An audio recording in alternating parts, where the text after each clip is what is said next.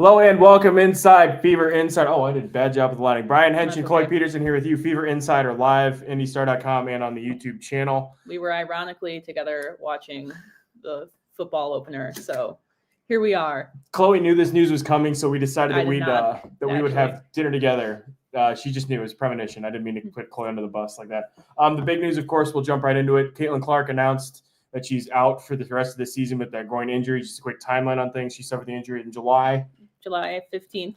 July 15th on Monday. Caitlyn Clark goes. She's doing some 5-on-0 non-contact drills at practice, which is another step. She showed up at shoot-around when the team was in Minneapolis last Sunday. Another step, but again, it still kind of felt like she was far away. Today, during practice, Stephanie White says, okay, we're going to talk with Caitlyn after practice. And it sounds like just one of those one-on-one closed-door meetings. And then sure enough, tonight, Caitlyn Clark posted this statement from Caitlyn Clark on Instagram wherein she says, I had hoped to share a better update, but I will not be returning to play this season. I spent hours in the gym every day with the singular goal of getting back out there. Disappointed isn't a big enough word to describe how I'm feeling.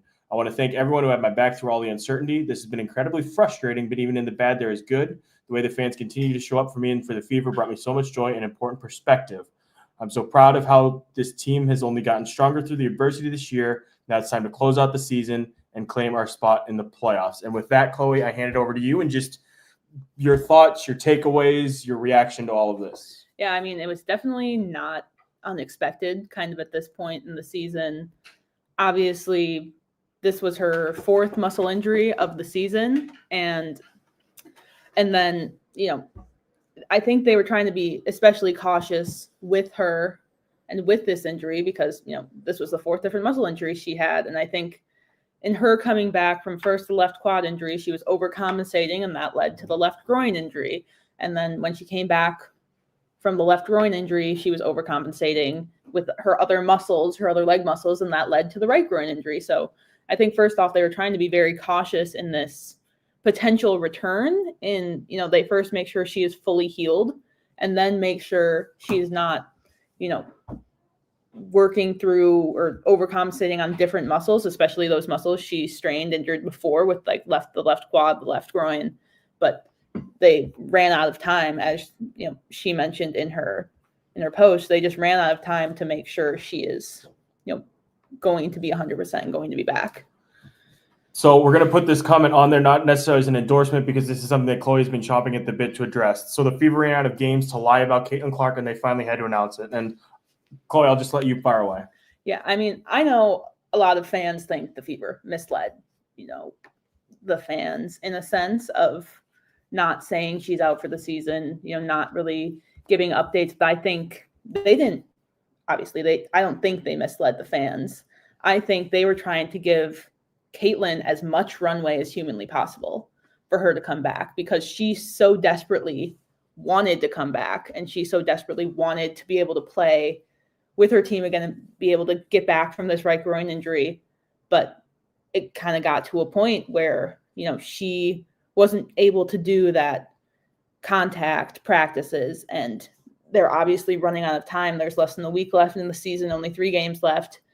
And it got to a point today where they just finally made it so, there's not enough time left in the season for her to safely return. I don't think they were misleading for a month. I think she was genuinely trying to ramp up and genuinely trying to get back.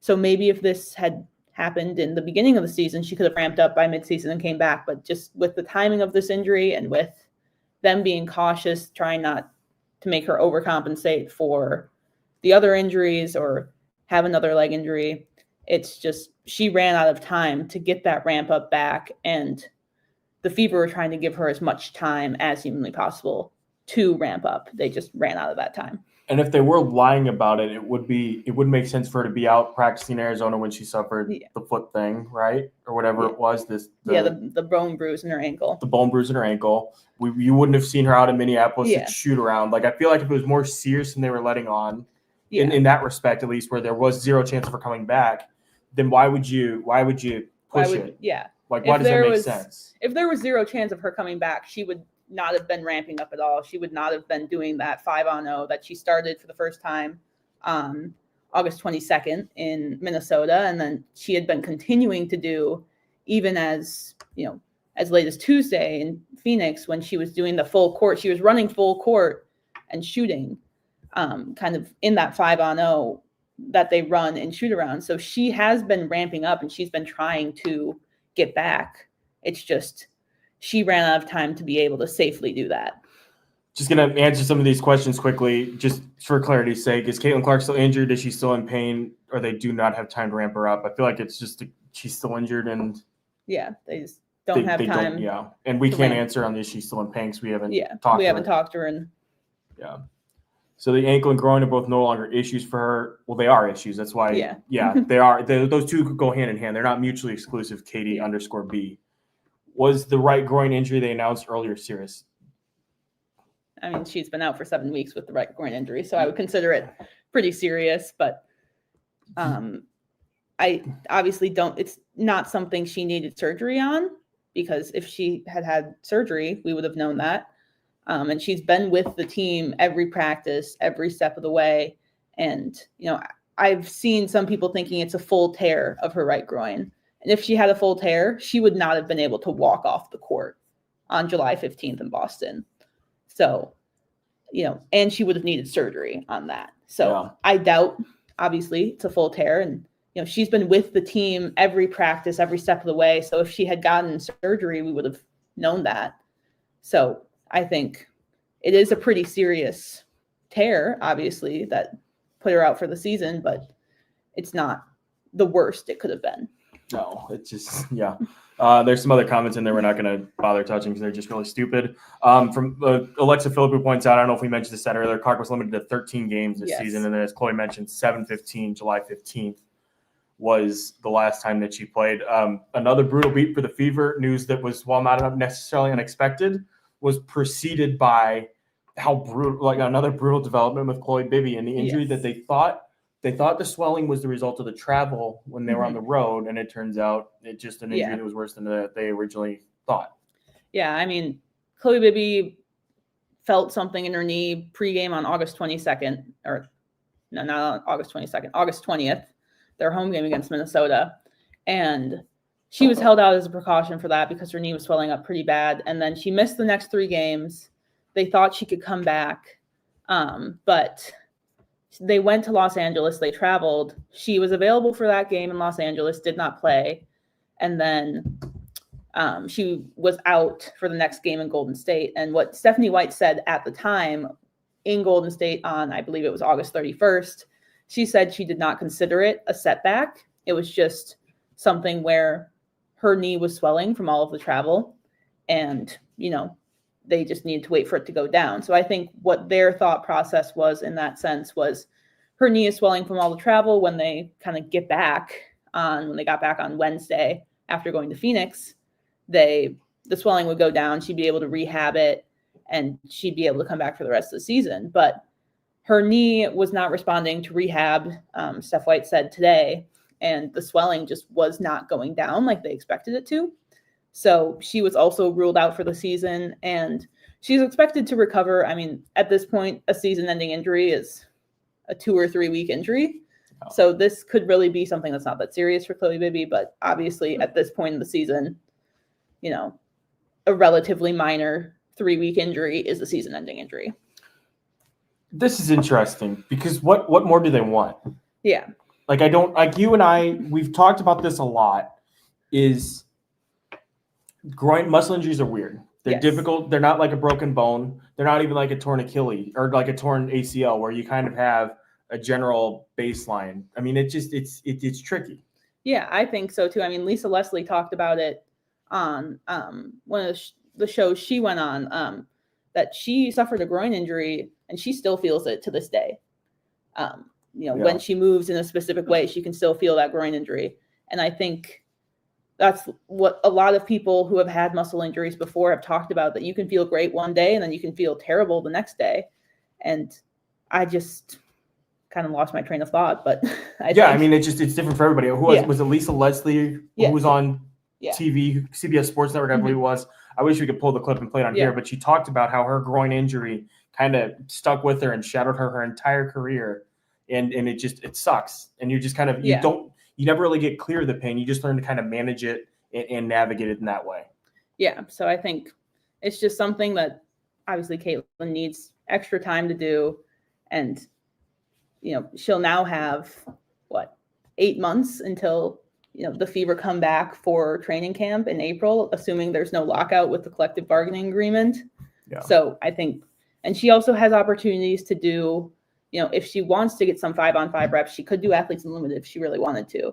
Or I'm sure even if she doesn't do Athletes Unlimited, they can find 9 other people to play basketball with Caitlyn Clark. Right. So yeah, she'll be able to get some 5-on-5 reps if she wants to, and if she's able to. And again, if they were BSing us, BSing us being the media and BSing you people, the fans, why would she be out there training? Why would she be out there pushing to get back? In my opinion, that's how I look at it, at least. Like, I don't think there's some big grand scheme here. And they've been giving us information as appropriate, I think. For a while it was Caitlyn's not doing anything, and Caitlyn's not doing anything. So there's no update to give. We can ask about it every single day if we want to, but we have in some stretches. Going to be Caitlyn's not doing anything. Yeah.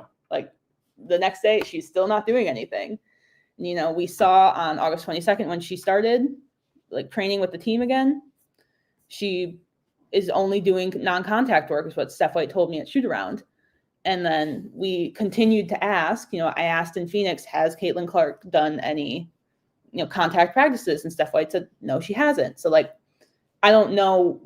You can't have updates when there are not updates, right? Basically. I enjoyed the gradient though of comments where it's like you posted the update for practicing 5-on-0 and it's tell us when something happens, you're bad at your job. And then I think somebody said you did hard drugs. Yeah. And then on the other side is we're soft, we don't ask the question. So it runs the gamut. But those are the facts. The facts are what we mapped out and draw your own conclusions from there. Khloe, let's just, if there's something else that pops up in here, this one is actually interesting. Something to consider is just with Keith, again, just the insanity of this season and the injuries with the assistant coach Keith tearing his Achilles. Yeah, Keith Porter, the Fever started calling it the Phoenix curse. Obviously, Sydney Colson tore her ACL. Ari McDonald broke a bone in her foot. They were ruled out for the season. Caitlyn Clark suffered a bone bruise while she was doing an individual workout in Phoenix.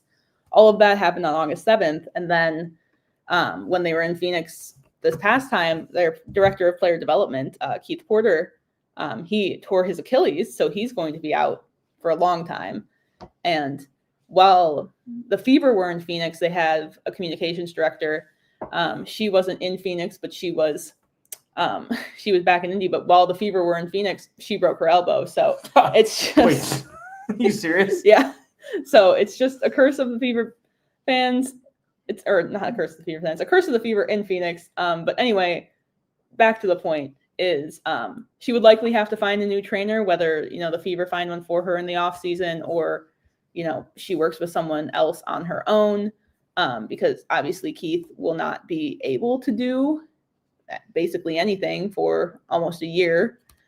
So he's still going to be involved with the Fever, obviously, but they're going to have to find somebody, whether, Austin Kelly, an assistant coach, he does it a lot with the Fever. He did a lot with the players this past offseason. I don't know if he'll take on a bigger role with Caitlyn or if they'll find obviously somebody else as well.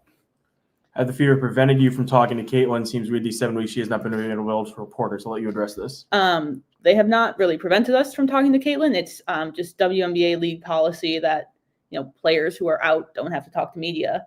And I'd imagine they would likely make her available one more time this season at some point, whether it's, the exit availabilities after the season is over, or whether she has a press conference sometime in the next week. I would think, at some point she would talk at the end of the season, but, players who are hurt are not required to address the media at any point. Bit of free agency news. It's been a while since we talked on these airwaves. Brie Hall signed back with the Fever. This thing has really come full circle. Thoughts? Well, Brie Hall, obviously, she was the number 20 draft pick for the Fever, just behind Michaela Timpson, who was number 19. Mm-hmm. And she was waived in preseason. She played in a couple preseason games for the Fever, the first game of the season against Atlanta and then in Iowa City. But she's obviously back now with the Khloe Bibby injury, and something that I guess we didn't think about discussing, but something that does come now is that the Fever will have 4 hardship waivers for the rest of the season, including the playoffs. Because when this Khloe Bibby Brie Hall news was announced, it was kind of like they'll have 4 hardships until Caitlyn comes back, if she does, and obviously she's not coming back anymore. So they will have 4 hardship contracts for the remainder of the season, including playoffs. So they will be able to bring, Brie Hall, Odyssey Sims, Shea Petty, Aerial Powers all into the playoffs. Right now, technically, Shea Petty and Aerial Powers are not eligible for the playoffs because they're on 7-day contracts.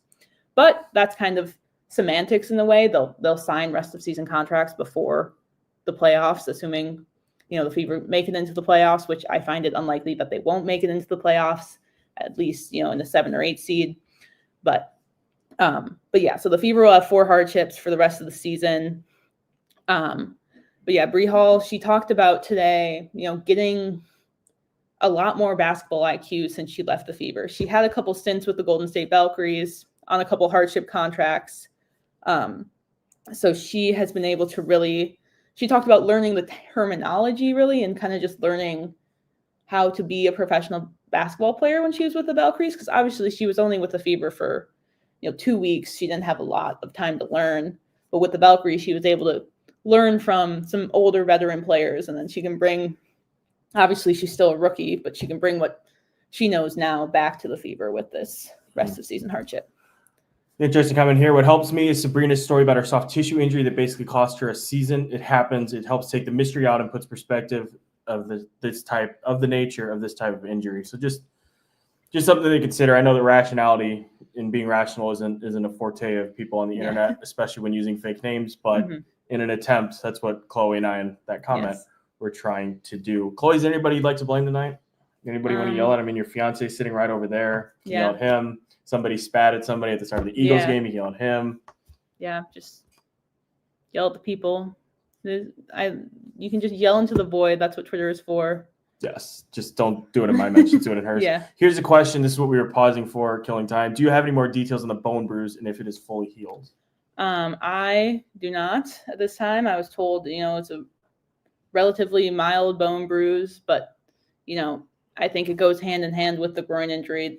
Those are 2 things she's going to have to work back from. And the Fever released a very vague statement about the bone bruise, which basically said, there's no way to assess whether Caitlyn's timeline was impacted by the bone bruise because she never had a timeline for the right groin injury. And obviously now she's out for the season with the right groin injury. So I would imagine, by the time next season rolls around, Caitlyn is going to be fully healed from both of those. And that's what Amber Cox said in her statement as well. She's looking forward to Caitlyn coming back healthy in 2026. So yeah, I anticipate Caitlyn to be healthy in 2026, obviously, unless she has another freak accident, freak setback like that bone bruise. I'm bad at my job, so I don't have the screen grabs. You're going to have to listen to me read it. But that statement from Fever GM and COO Amber Cox, she says, Caitlyn has worked so hard throughout this time, doing everything possible to recover and return to the court, but ultimately time is not on our side.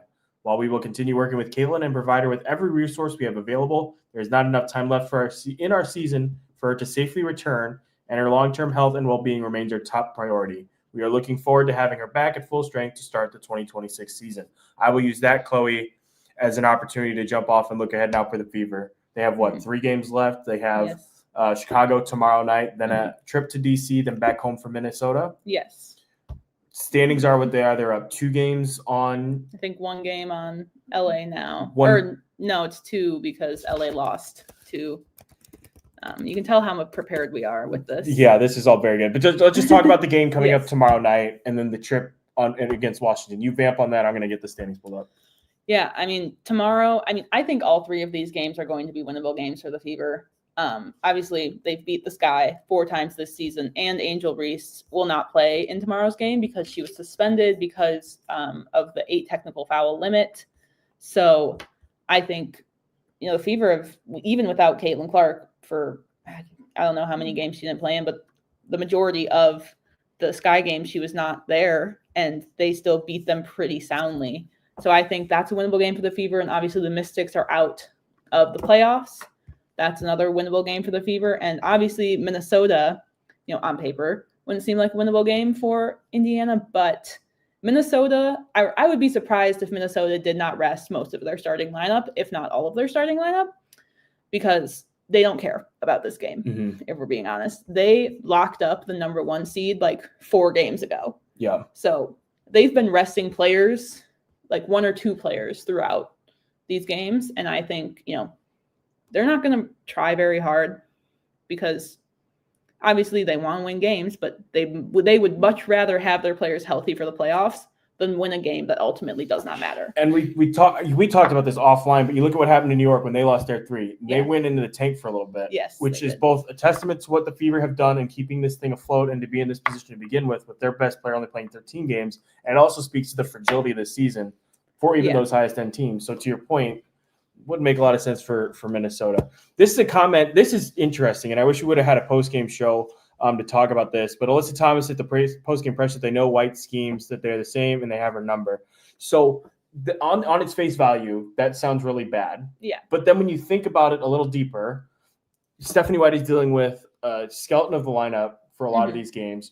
When she had a mostly healthy lineup, they put up, 120 points? Yeah. In that home game. 107. Yeah. So, I mean, it's obviously going to be dumbed down a little bit and simplified. So, I mean, Alyssa Thomas's comments, I don't know how much heat they got picked up on, but I mean, it just seems like a whole lot of nothing. Yeah. I mean, it's also like Stephanie White's going to run similar schemes. Like, she has a coaching style, and that coaching style is going to stay the same whether she's in Connecticut or whether she's Indiana. And she's talked multiple times this past month about kind of simplifying the offense, simplifying the defense, solely because, they had to integrate Odyssey Sims. They had to integrate Shea Petty. They had to integrate Aerial Powers. Now they have to integrate Brie Hall. Like, these players can't be expected to know the full playbook in 2 days. So they're simplifying and to have these players be comfortable, because I asked Odyssey Sims, I think it was after the 6 games he played with the Fever, and she said, she's still learning the playbook. She's still learning what to do, and she's their starting point guard. So obviously Steph White's going to go to her tried and true when it comes to the plays, especially with your starting point guard joined the team on, I think it was August 10th. Be a little irresponsible. So you can't just throw her into the fire and expect her to know every single play. I mean, they kind of did throw her into the fire anyway, but but it did though. It took a ramp up. That game the first game was terrible. Yeah, her first game wasn't good, and then second game was a little bit better than that game in Connecticut. She was invisible in the first half, and then the second half she took off, and she's been a different player ever since. It takes time, and it doesn't make sense for a coach to start installing all these schemes and stuff. So, it's complicated. So of course, for a team like Phoenix, plus as somebody else points out, there's a lot of familiarity among all the teams at this point. You can't really hide anything with all the film and the schedule being what is, especially with Arizona when they play a bunch of times. Here are those standings that we promised here. You get a look at it there. Yeah, they're a game and a half ahead of Los Angeles. Game and a half ahead of Los Angeles. They're just behind the Seattle Storm by a half a game. I mean, looking at this realistic, Khloe, what do you make of this? What do you think the ceiling is? What do you think the basement is for this group? I mean, I think they're going to finish around the 7-8 mark. I feel like they could win all 3 of these games, but I don't think they will win all 3 of them. But, Los Angeles still has to play 4 more games. Well, the Fever have 3, and Los Angeles has a pretty tough schedule too. So I think they're going to sneak into the playoffs. And Indiana, they have the tiebreaker over Seattle as well, and Seattle only has 2 games left. So their ceiling's 24. Indiana's ceiling is also 24. And so is, I think, Los Angeles's is now 23. So they just need to either tie with Seattle or finish ahead of Los Angeles to get into the playoffs. Sparks close out the year, by the way, with the Dream tomorrow, then the Wings, then the Mercury, then the Aces. Yeah, the Mercury and the Aces are going to be tough. The Dream are also obviously very tough. So they could lose 3 of those games. And I believe the Fever's magic number is 3. So they need a combination of wins and losses from Seattle, or from either 2 wins from the Fever, 1 loss from Los Angeles, 0 wins from Fever, 3 losses from Los Angeles, whatever it may be, just some way to get to the 3. Yeah. So there's your playoff standings, the playoff picture right there. Fever kind of hanging on by a thread. Hanging on a thread there in the playoff chase. And again, I mean, people are going to point to these games recently that they've been losing, and that's not why they won't. If they miss the playoffs, or if they're stuck at the bottom and having to play Minnesota, that's not why that happened. It's because those games at the beginning of the season, they didn't give themselves any sort of cushion, any sort of opportunity to have some breathing room when you're getting hammered. Obviously, nobody saw the injuries coming, but if you take care of business in games and you have leader out at the beginning of the season, when you have Caitlyn Clark, when you have all these other things, you have a cohesive team. Yes, you're still learning and growing, but they had opportunities right there for the taking, and they blew it, and now it's time to pay the piper. We had this comment up earlier from Mr. Park. For those who wanted more earlier, it is a soft tissue injury, not something that can be a set timeline. It can get reinflamed as you try to use it. They said day to day, she wanted to play. He continues. I played in college and have some experience with soft tissue injuries. For those who think they deserve more, sorry, but it's not something you can say when. And let me tell you guys, I covered Iowa football for 3 years. Kirk Ferentz, he loved to say that they're dealing with a soft tissue thing. Do they have a timeline? No, they don't have a timeline. They just have a soft tissue thing. So, I think this is, but through all sports, soft tissue injuries, muscle injuries, you never really get a timeline for sure, because half the time they don't know the timeline with how finicky these muscle injuries can be. Yeah. So that's what we got. Busy day. There's no such thing as a boring day on this beat. Yeah. So of course there's a groundbreaking, and of course it's followed by breaking news, and then the biggest news of the season. Of course it all happens. Khloe will have your coverage there tomorrow night from Gainbridge Fieldhouse with the game against the Chicago Sky. I will not be there. I'm sitting out the game in protest of Angel Reese's a technical foul. I think that she was taken out of context in that foul. Then you're on the road on Sunday in Baltimore. Then we'll both be back together next Tuesday for the regular season finale against Minnesota. And then the playoffs start, and it's off to the races from there. We'll close it out with this very astute observation from Joseph P. Yeah. The Fever are almost unrecognizable from the start of the season. I've thought of that multiple times, and I mean, oh my God. Yeah, somebody asked Brie Hall about that today, because obviously Brie Hall was with the Fever in the preseason, and she talked about, she's coming into basically a completely different team. They have 2 starters out for the season in, Sophie Cunningham, Caitlyn Clark. They have a bunch of their role players. They have Sydney Colson out for the season. Erin McDonald, who signed on mid-season. Brie Hall never even played with her. She's out for the season. Khloe Bibby, who signed on in July. Brie Hall never played with her. She's out for the season. It's crazy. So if you're doing all waiver, our editor Nat Newell suggested this kind of jokingly, but it's actually, as you think about it, kind of a great idea, like an all waiver player team or all hardship player team. And honestly, I mean, how many of those players would be Indiana Fever players? You have Odyssey Sims, you'd have Erin McDonald. I mean, I think I saw that there have been 18 players that have played for Indiana this season. And also for all those who say, fire the training staff and everything like that. I mean, a lot of these injuries, they happen in games. You can't control what happens in games, but also we need to look at Dallas. I think Dallas also has 5 season-ending injuries right now, but there was a point last week where they had 8 players on their injury report, and they had to sign someone to an extreme hardship contract. I didn't even know extreme hardship contracts existed. Lights up. Let me tell you. Mention of an extreme hardship. And apparently an extreme hardship contract is for when they don't even have the minimum amount of players to play. Like, they had to sign someone so they could get to their 8-person minimum to play. So it's obviously not the Fever being the only team that's going through these injury issues. Golden State had 5 players out at one point. Obviously, New York had Brianna Stewart, Sabrina Ionescu, Niara Sabally, Natasha Cloud, all suffered pretty significant injuries this season. So it's something that's pervasive across the league. And, I don't know if it seems more pervasive because it's happening to your favorite team. Fever. Yeah. Or if it's happening just higher across the board. But yeah, so it's something that's happening to every team, every franchise. It's just not very good. Yep. Not very good at all. All right. That's all we got. Thank you all so much for watching for the full 30 minutes. We'll be back again. We'll be back next week unless something else crazy happens. Like, I don't know. I joked about it online earlier today about Freddie Fever needing to wear a hard hat at the construction site. That's fair. After today, I am genuinely concerned for that little fella's safety. So keep an eye out for him and the little short guy. Thank you guys so much for watching. Again, we'll be back next week. Follow Khloe for updates this weekend throughout. And yeah, we'll talk to you guys again soon.